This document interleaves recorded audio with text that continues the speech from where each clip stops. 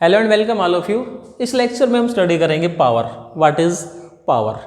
देखो पावर क्या होती है। सपोज इसको समझने के लिए एक हम एग्जांपल लेते हैं। मान लो ये हमारे पास में दो आदमी है, एक आदमी ए दूसरा आदमी बी है।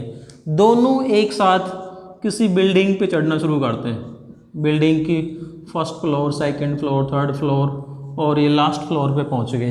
पहला आदमी ए ये पहुंचता है मान लो 10 मिनट के अंदर, और दूसरे आदमी को यहाँ से यहाँ तक पहुँचने में समय लगा 30 मिनट। राइट, पहले को टाइम लगा 10 मिनट, दूसरे को टाइम लगा 30 मिनट।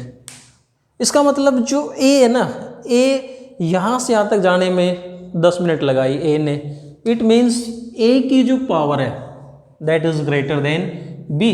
देखो ए ने यहाँ से यहाँ तक जाने में अपनी एनर्जी खर्च की है, कुछ ना कुछ कार्य किया है, लेकिन इसने जो काम किया है वो 10 मिनट में किया, और इसने यही काम सेम वर्क है, दोनों ने एक साथ चलना शुरू किया, लेकिन ए 10 मिनट में पहुंचा, 20-30 मिनट में पहुंचा, सेम हाइट पे पहुंचा है। इसका मतलब दोनों ने सेम एनर्जी खर्च की है, सेम वर्क किया है, लेकिन टाइम का डिफरेंस है।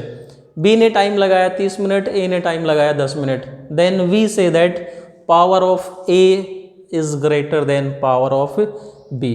इसी प्रकार से मान लो कोई दो मशीन हमारे पास में, एक मशीन यहाँ पर, ये कोई भी मशीन है ए, ये दूसरी मशीन है बी। इस मशीन ने किसी सामान को मान लो यहाँ से उठा के यहाँ रखा, इसी मशीन ने इसी सामान को यहाँ से उठा के यहाँ रखा। इसने टाइम लगाया 5 सेकंड, इसने टाइम लगाया 15 सेकंड। इसका मतलब इस मशीन की पावर इससे ज़्यादा है। इसका मतलब हम पावर को किसके रेस्पेक्ट में मेजर करते हैं? टाइम के रेस्पेक्ट में, कि किसी ऑब्जेक्ट ने काम को करने में जितना कम समय लगाया है, हम ये कहते हैं कि उस ऑब्जेक्ट की पावर उतनी ही ज़्यादा है। सो पावर का मीनिंग क्या हो गया? We can say that power is a measure how fast a body can do work. Power is a measure of a body how fast it can do work. कोई body, कोई machine जितना तेजी से काम करती है, वी से दैट उसकी जो पावर है उतनी ही ज़्यादा है। So what is the definition of power? We can say that power is rate of doing work. Work की जो rate of doing work is known as power. So power के लिए फार्मूला क्या होगा? Work done upon time taken. अगर मान लो हम इस आदमी के लिए वर्क निकालते हैं, इस आदमी की पावर निकालते हैं, तो इसने कितना वर्क किया उसको 10 से डिवाइड कर देंगे। सेम वर्क इस आदमी ने किया है, इसको 30 से डिवाइड करेंगे, तो दोनों की पावर निकाल सकते हैं। इस प्रकार से पावर का फार्मूला क्या होगा? Work done upon time taken. Right, मान लो हम पावर के लिए अब एक दूसरा एग्जाम्पल लेते हैं। पावर के लिए एक तो हमने पावर के लिए फार्मूला क्या निकाल दिया? Power is equal to rate of doing work. If we say that D W is small work in small time D T, then power around this time, इस टाइम के अराउंड में जो power होगी वो क्या होगी? D W by D T. और we can say that this is instantaneous power, P is equal to D W by D T. Right, now let us take some example. जैसे यहाँ पर हमारे पास में कोई ऑब्जेक्ट है, और इस ऑब्जेक्ट पे let F is applied force, then due to this force मान लो ये ऑब्जेक्ट यहाँ तक मूव करके आ गया through displacement D S. Right, in time D T time में। देखो यहाँ पर मान लो कोई मशीन है, कोई आदमी है, इसने इस ऑब्जेक्ट पे फोर्स लगाया, इस ऑब्जेक्ट को यहाँ से यहाँ तक डिस्प्लेस कर दिया। Then what is the work done by this object? We say that work is dot product of force and displacement. Right, अब यहाँ पर इस मशीन ने या कोई आदमी उसने जो जो वर्क किया है, उसकी इस आदमी की या इस मशीन की पावर क्या होगी? Power is rate of doing work. Work कितना हुआ?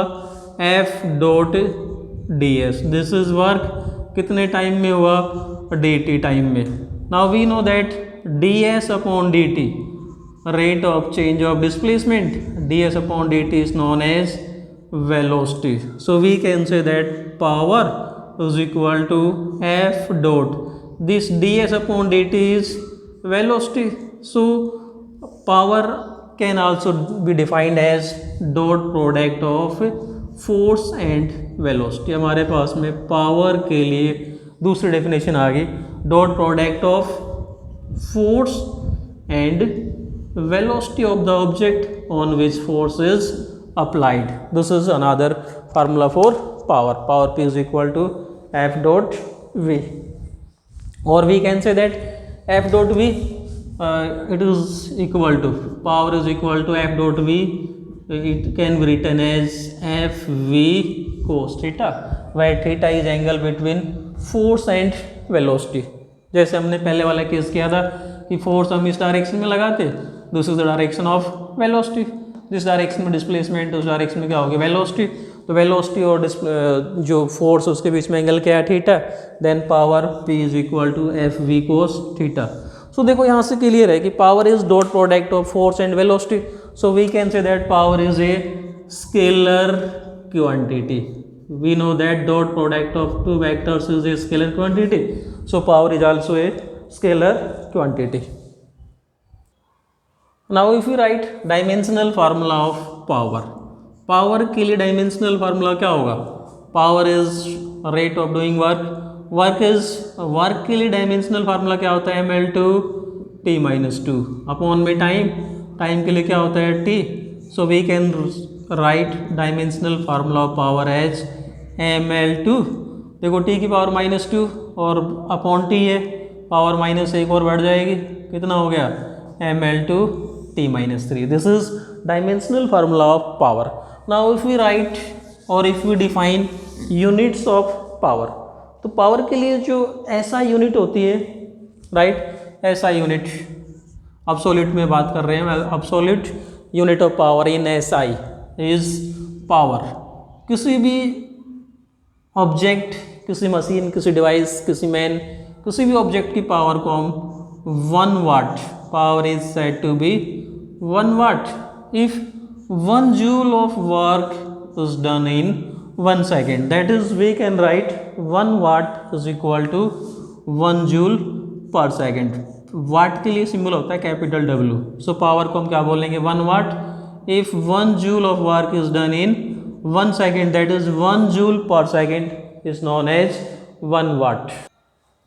इसके अलावा यदि हम एब्सोल्यूट में पावर की सीजीएस यूनिट निकालेंगे, CGS unit of power, then we know that power is rate of doing work, और वर्क की सीजीएस यूनिट क्या होती है अर्ग, वर्क के लिए अर्ग और टाइम के लिए सेकंड, सो अर्ग पर सेकंड, ये क्या होगी पावर के सीजीएस।